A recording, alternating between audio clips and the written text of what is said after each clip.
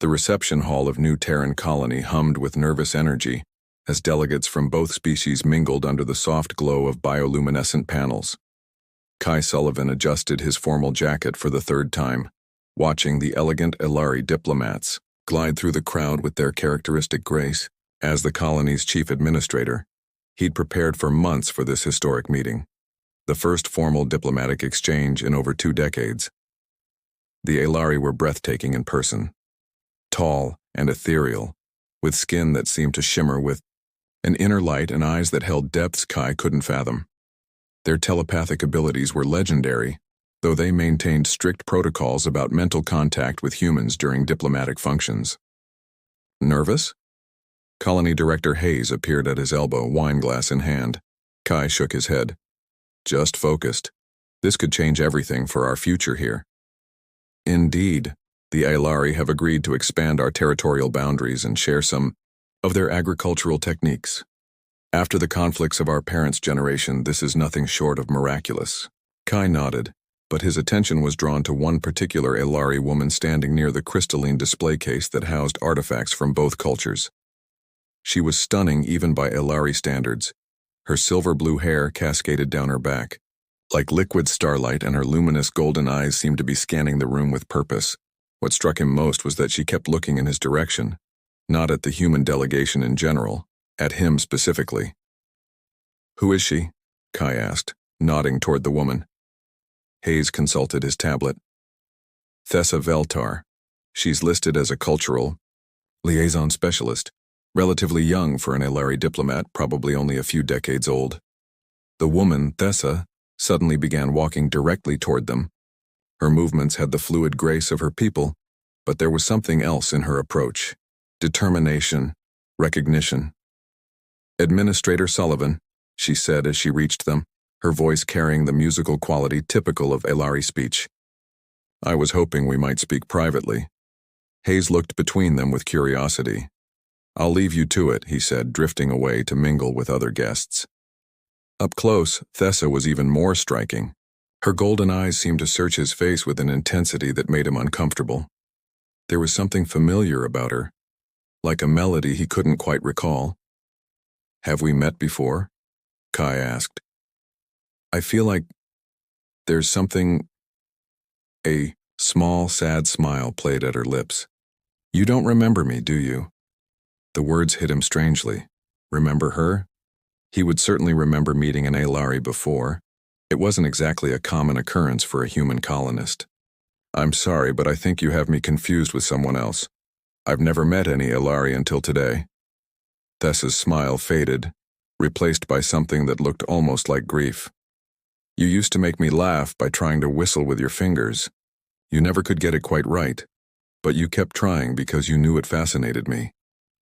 Kai felt a strange tingling at the base of his skull, like a memory trying to surface from very deep water. What? "You shared your human candy with me once. Those little wrapped pieces that tasted like synthetic fruit. I was so afraid to try it at first, worried it might be poison to my people, but you ate one first to show me it was safe." The tingling intensified. Flashes of color and emotion flickered through his mind. A child's laughter, the taste of artificial cherry, golden eyes wide with wonder and trust. "There was a place," Thessa continued softly, "where the crystal formations grew in spirals near the water. You said they looked like frozen music. We would meet there almost every day that summer." Kai's breath caught. He could almost see it, translucent spires catching the light, a girl with impossible eyes sitting across from him on smooth stone. But it felt like remembering a dream, insubstantial and fragmentary. That's impossible," he whispered. "I would remember. Something like that. Meeting one of your people as a child. My parents would have told me. There would be records." Thessa reached out as if to touch his hand, then stopped herself, remembering diplomatic protocol. "Your colony was much smaller then. You were perhaps 8 years old. I was still considered a child by my people's standards, though I was already several decades old. The political situation was delicate. Our meetings were secret." More fragments surfaced. A voice calling his name. games played in the shadows of strange rocks. A sudden absence that left him feeling hollow for months afterward, though he couldn't remember why. "You vanished," Kai said suddenly, the words coming from somewhere deep and forgotten. "One day you just weren't there anymore. My people took me away when tensions between our species escalated. They said it was too dangerous for me to wander so close to human territory." Thessa's eyes shimmered with unshed tears. "I never wanted to leave you." The reception hall seemed to fade around them as more memories fought their way to the surface. A friendship that had felt more real than anything in his structured colonial childhood. A connection that transcended species and understanding. "Thessa." He said her name like he was testing it, and it felt right on his tongue. "Familiar. You do remember." Her voice was barely a whisper. "I'm starting to. But why? Why did I forget? Why don't I have clear memories of you? Human children often suppress traumatic memories. My sudden disappearance from your life. It must have been easier for your young mind to forget than to carry that pain." Kai stared at her, this impossible woman who claimed to be his forgotten childhood friend. Around them, the diplomatic reception continued, but he felt as though he was standing at the edge of a cliff about to fall into memories that had been buried for 20 years. "You came back," he said finally. "I never stopped thinking about you, Kai Sullivan. Not once in 20 years." Kai couldn't sleep. He stood at the window of his apartment, staring out at the twin moons of New Terran, while fragments of memory flickered through his mind like broken film. The diplomatic reception had ended hours ago, but Thessa's words echoed in his thoughts. "I never stopped thinking about you." He pressed his palms against the cool glass. How could he have forgotten something so significant? A friendship that had clearly meant everything to his 8-year-old self. The door chime interrupted his brooding. His heart raced. Somehow he knew who it would be before he opened it. Thessa stood in the corridor, having traded her formal diplomatic robes for simpler clothing that made her seem more approachable, more real. Her golden eyes were uncertain. "I know it's late," she said, "but I couldn't stop thinking about your confusion tonight. I have something that might help." Kai stepped aside to let her enter, acutely aware of how her presence seemed to fill his modest living space with an otherworldly energy. She moved to the center of the room and turned to face him. "May I share something with you? It requires minimal telepathic contact, just touching your hand. Is that safe? I thought your people had strict protocols about mental contact with humans." "This isn't dangerous," Thessa assured him. "I won't enter your mind or influence your thoughts. I'll simply share my own memories, show you what I remember of our time together." Kai hesitated for only a moment before extending his hand. The moment their skin touched, the world transformed. He was 8 years old again, exploring the crystal caverns beyond the colony's perimeter. The formations grew in twisted spirals that caught and refracted the sunlight into dancing rainbows. And there, sitting on a smooth boulder, was a girl unlike anyone he'd ever seen. "Are you lost?" his child voice asked in the memory. "No," she replied, her voice already carrying that musical quality. "Are you?" "I'm exploring. My mom said not to go too far, but these caves are really cool." "Cool?" She tilted her head, testing the word. "Yes, they are cool. The temperature is quite pleasant." He laughed at her literal interpretation. "No, I mean cool like amazing. Awesome." "Ah, your language is complex." The memory shifted, and he saw himself teaching her to skip stones at the underground pool. Her first attempts were clumsy, but she learned with preternatural speed. Then came the day he brought candy from the colony, colorful wrapped pieces, that she examined with scientific curiosity before trusting him enough to try them. "Sweet," she had said with wonder. "Your people add sweetness to everything." "Don't your people have candy?"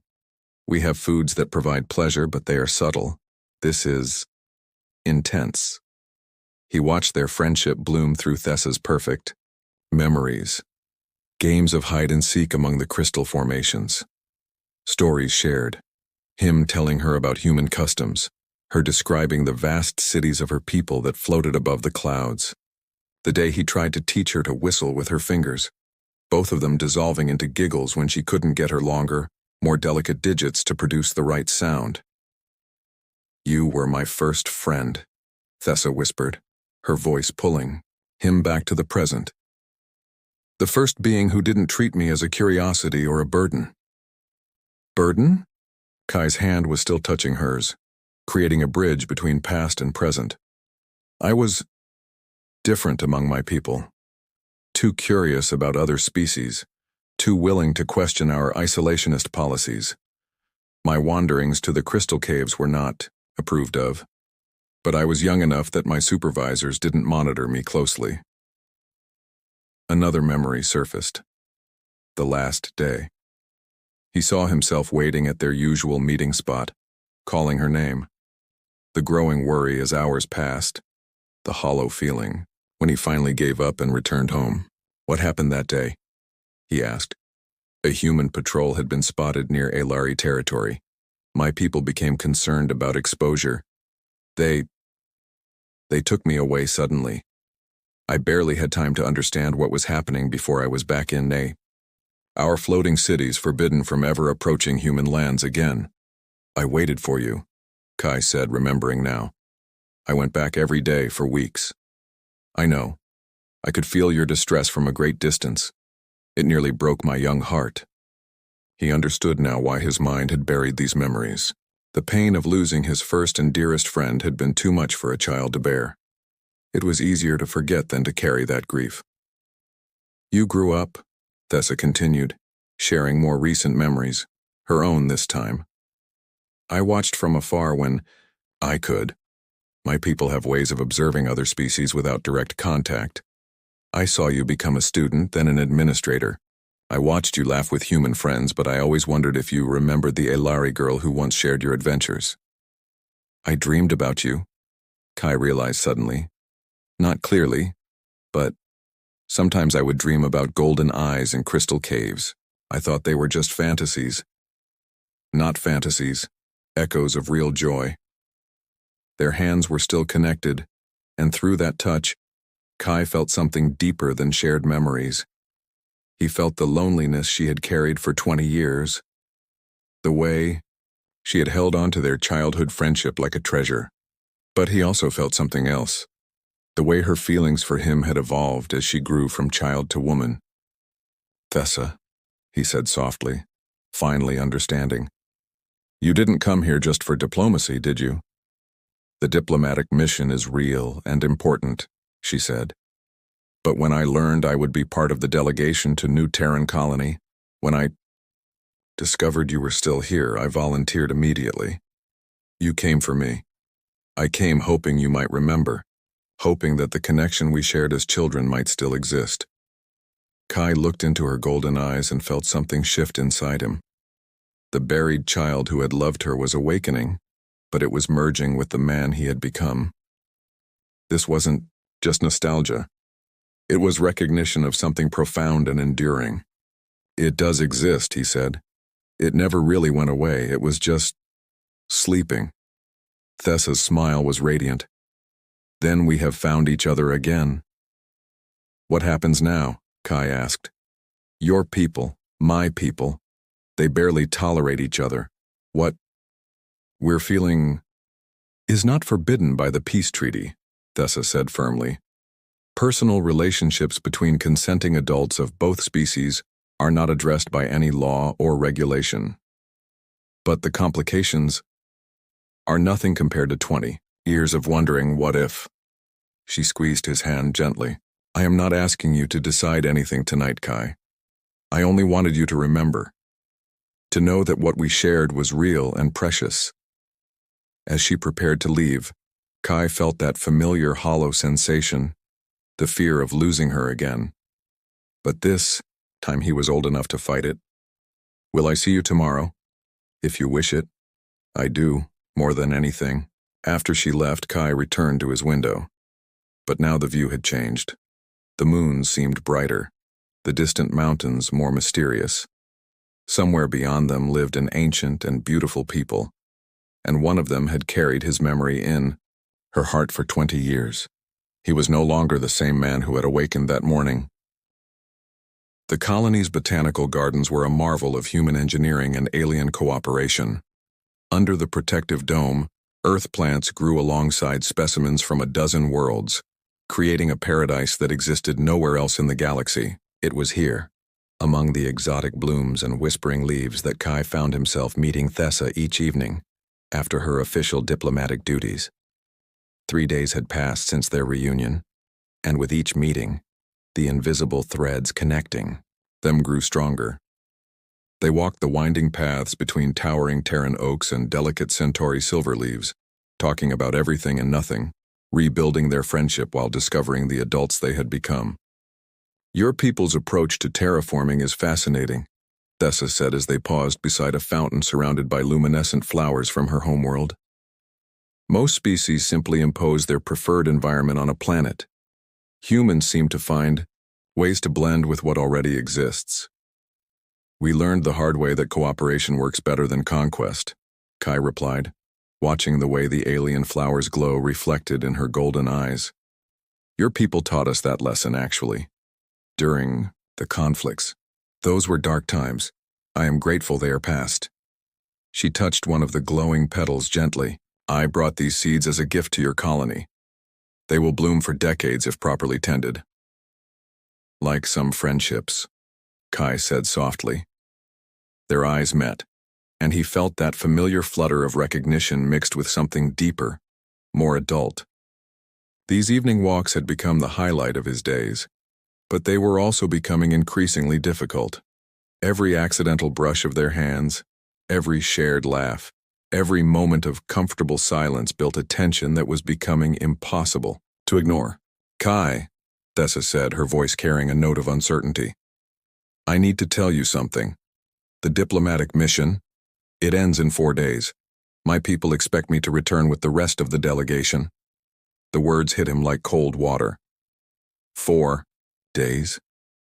I have been trying to find ways to extend my stay, but the political situation is delicate. My superiors are already questioning why I spend so much time away from the formal proceedings. They had stopped walking, standing now in an alcove surrounded by night-blooming jasmine that filled the air with sweet perfume. The dome above them showed the vast star field of New Terran's night sky, alien constellations that had become familiar over his lifetime here. "Then we're running out of time," Kai said. Yes. The single word hung between them, heavy with unspoken implications. They had been dancing around their feelings, taking careful steps toward something neither quite dared to name. But time was a luxury they didn't have. "Thessa, I need you to know, these past few days getting to know you again, it's been—" "I know," she whispered. "For me as well." She stepped closer, close enough that he could see the flecks of silver in her golden eyes, could feel the warmth radiating from her luminescent skin. The careful diplomatic distance they had maintained began to crumble. "This is complicated," Kai said, though he made no move to step away. "The most worthwhile things usually are." Her hand came up to rest against his chest, and he could feel his heartbeat accelerating under her touch. "Kai, I need you to understand something. What I felt for you as a child, it has grown and changed as I have. You are not just a memory to me anymore." "What are you saying?" "I am saying that I have spent 20 years wondering what might have been between us. I am saying that I do not want to spend another 20 years wondering what might be." The last barriers between them dissolved. Kai reached up to cup her face in his hands, marveling at the soft luminescence of her skin, the way she seemed to glow from within. "Are you sure?" he asked. "Once we cross this line—" "I have been sure since the moment I volunteered for this mission," she replied. "The question is whether you are ready to risk everything for something that may be impossible." Instead of answering with words, Kai leaned down and kissed her. Her lips were soft and warm, and the moment they touched, he felt a gentle tingling that he realized was her telepathic abilities responding to their emotional connection. It wasn't intrusive, more like a warm echo of their shared feelings, amplifying the tenderness between them. When they finally broke apart, both were breathing hard. I've wanted to do that since the moment I saw you at the reception, Kai admitted. I know, Thessa said with a small smile. Your emotions are quite loud when you're not guarding them. Is that uncomfortable for you? No. It's beautiful. Like hearing music after years of silence. They kissed again, deeper this time, and Kai felt the full impact of their connection. This wasn't just physical attraction. It was the fulfillment of something that had been waiting inside him since childhood. A missing piece finally clicking into place. Kai, Thessa. They sprang apart at the sound of Director Hayes's voice. He emerged from behind a cluster of flowering shrubs, his expression stern and worried. Director, Kai said, trying to compose himself. We were just— I can see what you were doing, Hayes interrupted, and I need to speak with both of you, immediately. They followed him to a more secluded area of the gardens, where Hayes turned to face them with the gravity of a man bearing bad news. There are rumors spreading through both delegations, he said without preamble, about you two spending time together, alone. We haven't broken any protocols, Thessa said with dignity. Personal relationships between our species are not forbidden. Maybe not forbidden, but they're certainly not encouraged, Hayes replied. And right now, with the peace treaty still fragile, any hint of inappropriate conduct and it could jeopardize everything we've worked for. Inappropriate conduct? Kai felt anger flare. We're adults, Director. What we do in our personal time affects the entire colony when you're the chief administrator and she's a diplomatic representative. Hayes cut him off. Kai, I know you think you're being discreet, but people notice. And some of them are concerned about divided loyalties, about whether your judgment might be compromised.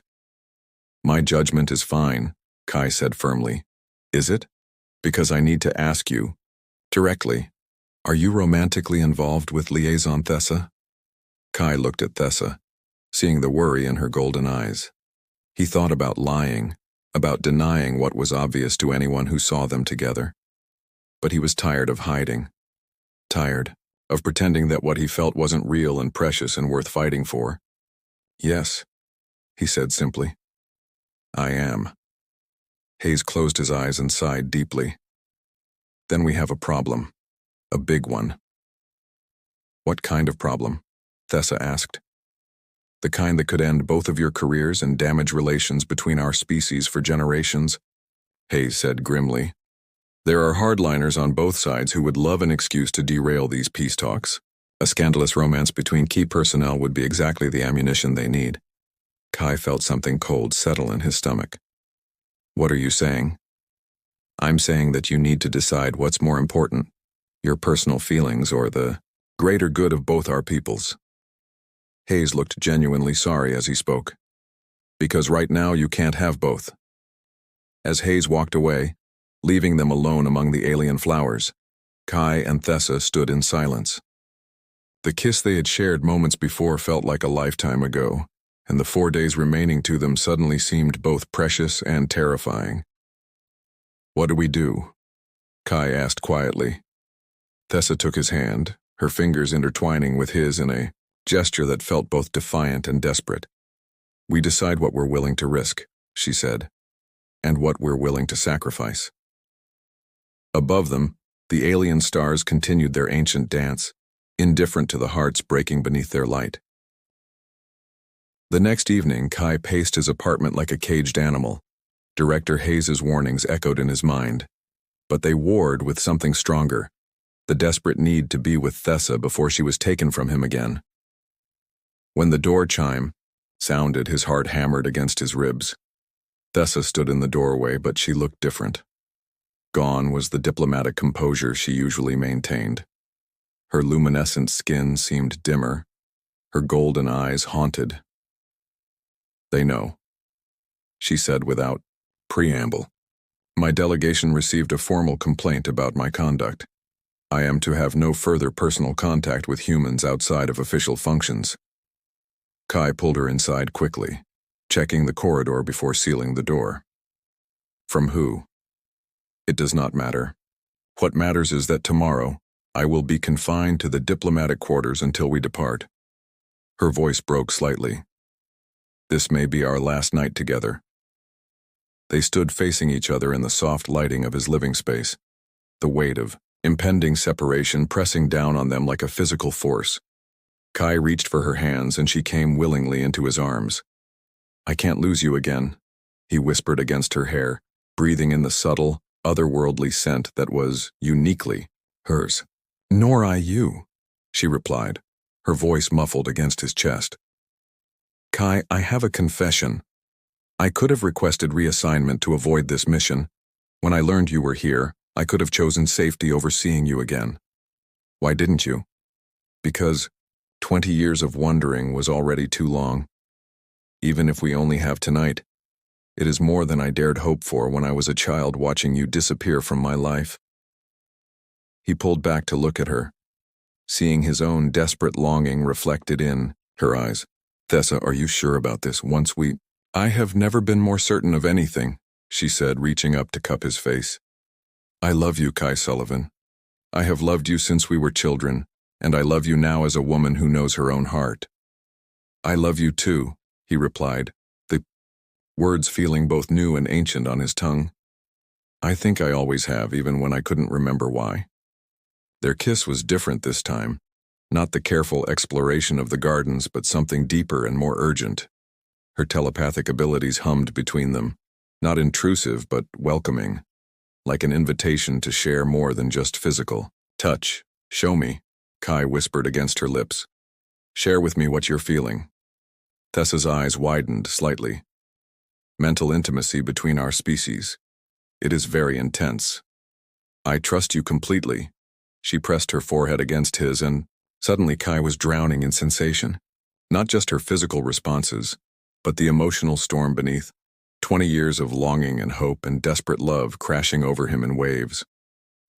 But beneath it all was something pure and beautiful. The child's love they had shared, now grown, into something profound and adult and unbreakable. Through their connection, he felt her wonder at human emotions, how different they were from Alari feelings, more chaotic, but also more vibrant. And he felt her joy at finally being able to share this depth of intimacy with someone who understood her. They moved together toward his bedroom, hands exploring, discovering the differences and similarities between their bodies. Her skin was softer than human skin and warm in a way that seemed to come from within. When he traced the delicate patterns of bioluminescence along her throat and shoulders, she gasped, and he felt her pleasure echo through their mental link. "You are beautiful," he murmured, mapping the geography of her body with reverent touches. "Are you?" she replied, her hands equally exploratory. "Different from my people, but beautiful in your humanity." Their lovemaking was tender and passionate, a conversation conducted in touches and sighs and shared emotions. Through their telepathic connection, Kai experienced pleasure not just from his own body, but from hers as well, a doubling of sensation that left him dizzy with ecstasy. And beyond the physical was something even more profound, the complete emotional nakedness of two beings sharing not just their bodies but their very souls. Afterward, they lay entwined in the soft darkness, her head on his chest, his fingers trailing through her silver-blue hair. The bioluminescent patterns on her skin pulsed slowly, synchronized with her heartbeat. "I can feel your thoughts," she whispered. "Not intruding, just present, like background music." "What am I thinking?" "That you wish this night could last forever, that you are afraid of tomorrow, that you have never felt so complete and so terrified at the same time." Kai chuckled softly. "Telepathy makes it hard to keep secrets. I do not want secrets between us, not anymore." She raised her head to look at him. "Kai, there is something else I must tell you. My people live much longer than humans. If we were to be together, truly together, I would watch you age and die while I remained essentially unchanged. I know. I've thought about that. And it does not frighten you?" "Everything about this frightens me," he admitted. "But the thought of not being with you frightens me more." She kissed him softly. "I have wondered if human love could be worth such pain. Now I know it is." They made love again, slower this time, savoring each touch and sensation, as if memorizing them for the lonely years to come. Their telepathic connection deepened, and Kai began to understand not just her thoughts, but the fundamental structure of her alien mind, how her people processed emotion and memory, how their long lives shaped their perspective on love and loss. As dawn approached, they lay wrapped in each other's arms, both knowing their time was running out. "What if I came with you?" Kai asked suddenly. Tessa stiffened. "What?" "When your ship leaves tomorrow. What if I came with you?" "Kai, no, you cannot. Your life is here, your responsibilities. My life is wherever you are," he said firmly. "I lost you once to politics and fear. I won't lose you again without a fight. It would mean giving up everything you know, living among my people, learning our ways, never seeing your home again. Some things are worth any sacrifice." Tessa was quiet for a long moment, and through their connection, Kai felt her warring emotions. Hope and fear and desperate love all tangled together. "They would not make it easy," she said finally. "My people are not cruel, but they are cautious. You would be tested, examined, possibly rejected. Then we'll face those challenges together. And if they separate us, if they decide our relationship is too dangerous and forbid us from seeing each other, then at least we'll have tried. At least we won't spend the rest of our lives wondering what might have been." The first light of dawn was creeping through his windows when an urgent chiming sounded from Tessa's communication device. She sat up quickly, her expression grave as she listened to the rapid Elari speech. "What is it?" Kai asked. "The departure has been moved up. Political pressure from both sides. We leave in 3 hours, not tonight as planned."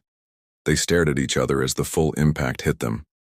Their night together was over, and now they had only minutes to decide the course of the rest of their lives. "Kai," Tessa said urgently, "if you are serious about coming with me, you must decide now. Once our ship launches, there will be no going back." He looked around his apartment, at the life he had built, the career that defined him, the world that had been his home for 28 years. Then he looked at Tessa, sitting naked and glorious in his bed, her golden eyes full of hope and terror. The choice, when it came down to it, wasn't really a choice at all. "Pack quickly," he said, already moving toward his closet. "We have a ship to catch." The spaceport buzzed with activity as the Elari delegation prepared for departure. Kai arrived with a single travel bag, his resignation letter already submitted to a stunned Director Hayes.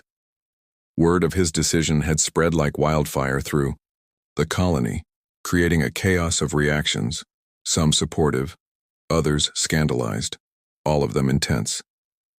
Tessa waited near the gleaming Elari transport, her diplomatic robes replaced by the flowing garments of her people. When she saw him approach, relief flooded across her features. "You came," she breathed. "Did you think I wouldn't? I feared you might reconsider. Leaving one's homeworld is not a decision to make lightly." Director Hayes appeared at Kai's elbow, his expression a mixture of exasperation and grudging respect. "Are you absolutely certain about this, Kai? Once that ship launches?" "I'm certain," Kai replied firmly. "More certain than I've ever been about anything. The colony will miss you. You're one of our best administrators. The colony will be fine. You have good people." Hayes extended his hand. "Then I wish you luck, both of you." As they shook hands, Kai felt the weight of the life he was leaving behind. But when Tessa took his other hand, that weight seemed to lift, replaced by something lighter and more precious. Possibility. The Elari ship was unlike anything Kai had ever seen.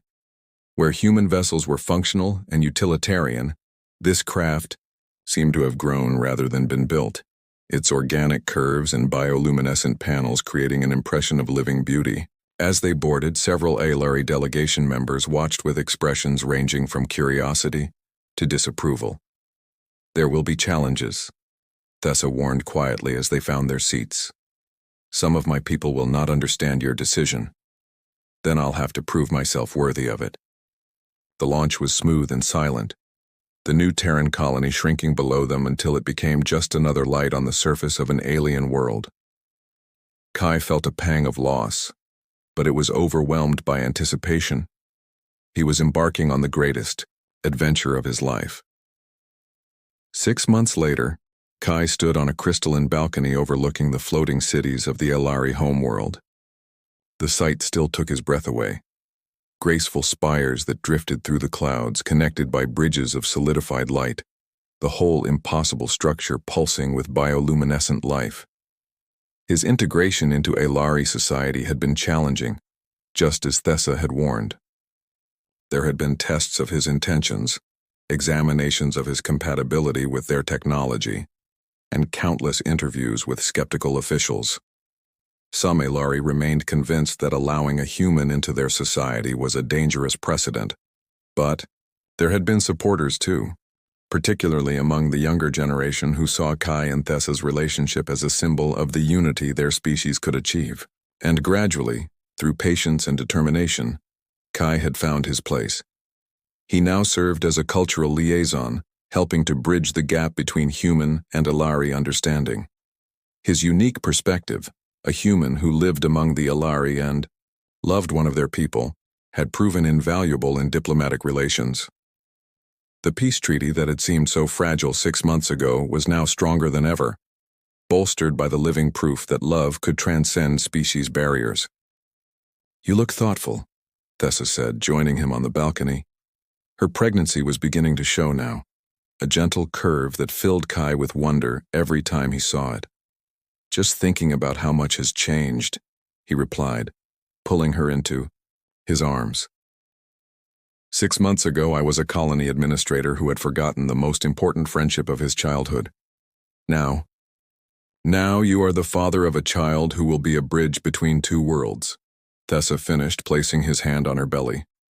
They had learned that their child would be viable, a miracle of genetic compatibility that the scientists were still trying to understand. The baby would be unique, carrying traits of both species, and would likely live for centuries, while aging slowly like the Elari. "Are you happy?" Thessa asked, a question she had posed regularly during his difficult adjustment. Period.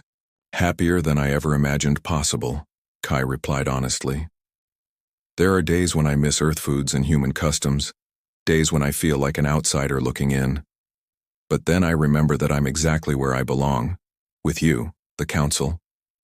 Has approved our bonding ceremony," Thessa said, her eyes bright with joy. "Next month when both moons are full." "Elari marriage customs are beautiful," Kai said, "though I still don't understand how the telepathic bonding works."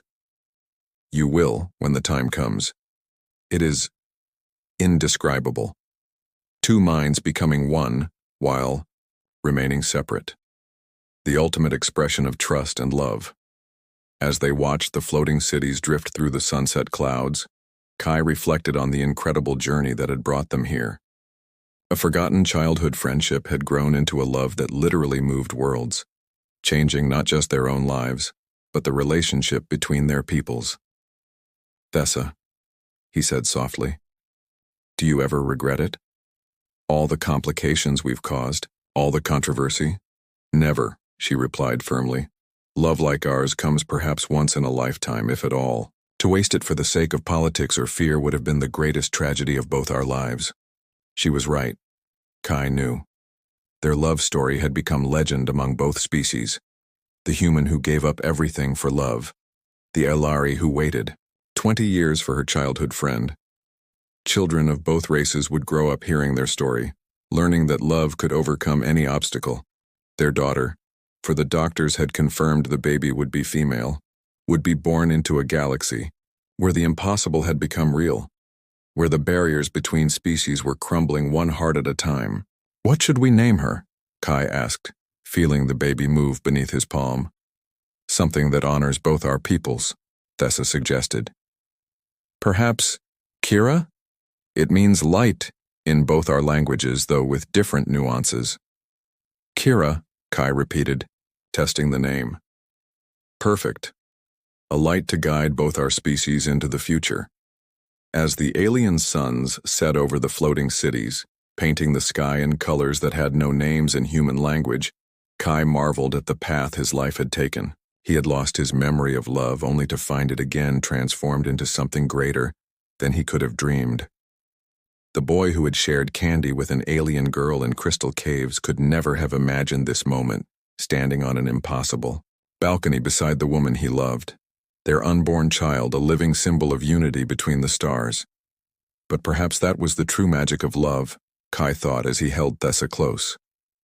It didn't just transcend boundaries, it created new worlds entirely, worlds where the impossible became inevitable, and where two hearts could indeed beat as one across the vast darkness of space.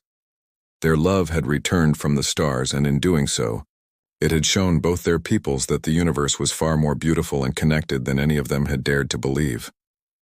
The future stretched before them like an unwritten song, full of challenges and wonders, and they would face it together. The human and the Alari, the forgotten friend and the girl who never forgot, the lovers who proved that some bonds truly are stronger than space and time.